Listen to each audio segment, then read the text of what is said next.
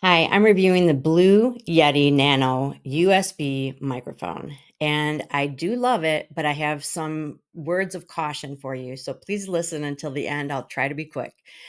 This microphone is a wonderful quality microphone in many, many ways. The sound is amazing. It's very easy to set up.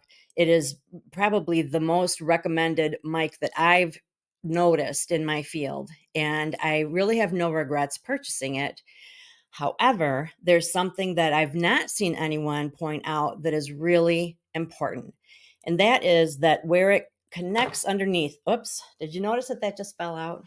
All right, that's what I'm talking about.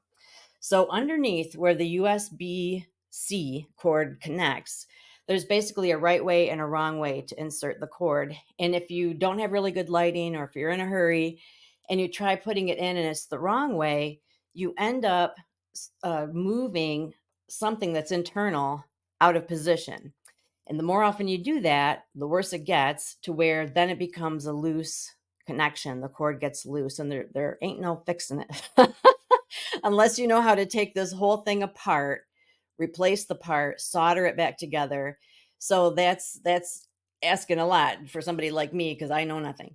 So what I've done is that you have to make sure you've got really good light when you plug in the USB cord, and you want to make sure that there is no tug on it. See, it's hard for me to even get it in anymore because it doesn't line up correctly. But once you've got it in there, you want to make sure that where this is placed, this thick thing, isn't causing any extra pull, because as you can see, when it hits on here, it's sort of torquing this up there a little bit. And so that just adds to the problem. So I think it's because of where it's located, the fact that there's a right way and a wrong way to put it in, and this big thing right here, which I don't know why it's right there. But you have to be careful that you're not doing anything that is like pulling or putting any kind of pressure where it connects, because once that is damaged, then what happens is that you'll be broadcasting, and all of a sudden your audio goes out. And for the longest time I had no idea why, because this stayed connected. I mean, it stayed plugged in, so it looked like it was connected, but it was just loose enough to lose the connection, and therefore I lost my audio. Now it's so loose that this will just fall straight out, which it did at the beginning of this video. You can rewind it. But now, it depends. Sometimes yeah, sometimes it stays in, sometimes it doesn't. So, but here's the moral of the story, the end of the story.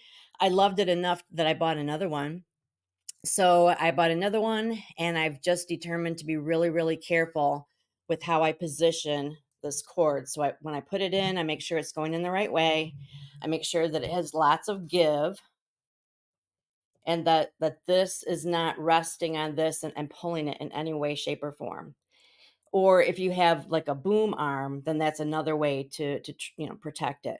Hopefully you still decide to get it, and hopefully that will spare you that frustration.